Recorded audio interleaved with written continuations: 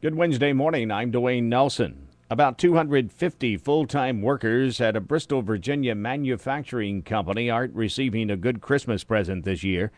Officials at Bristol Compressors handed out pink slips this week, saying the move was necessary as part of its restructuring process. Washington County Commissioner Dulcie Mumpower is concerned for the families that will be affected. The loss of a job is bad at any time, but especially at this time of year.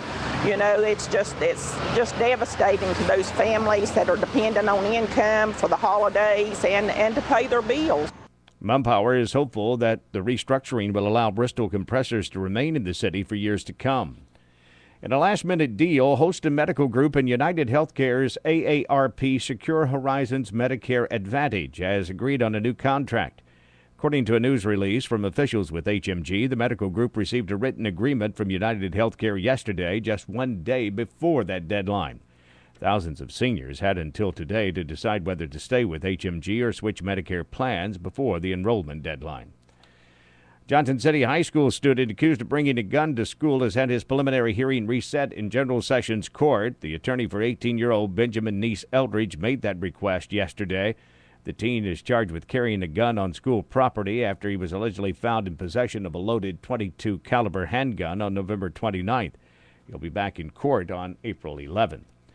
Kingsport City leaders have approved a ban on synthetic drugs. The new ban goes into effect in 10 days. Violators will face a $50 fine for the sale, possession, manufacture, and transport of items such as synthetic marijuana and bath salts.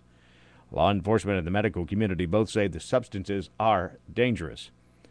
A Bluff City man accused of killing his stepfather will not face the death penalty if he's convicted. Sullivan County Assistant District Attorney Gene Perrin announced the state's decision to not seek the death penalty against 31-year-old Michael Heath.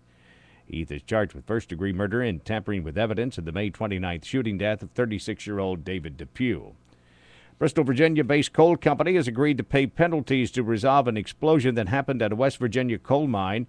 Alpha Natural Resources will pay $210 million for the incident at Upper Big Branch, where 29 miners were killed in April of 2010. Alpha inherited the mine when it purchased Massey Energy in June. Scott County, Virginia prosecutor says there is no hurry to prosecute a former Catholic priest who was convicted of raping an altar boy in Sullivan County, Tennessee.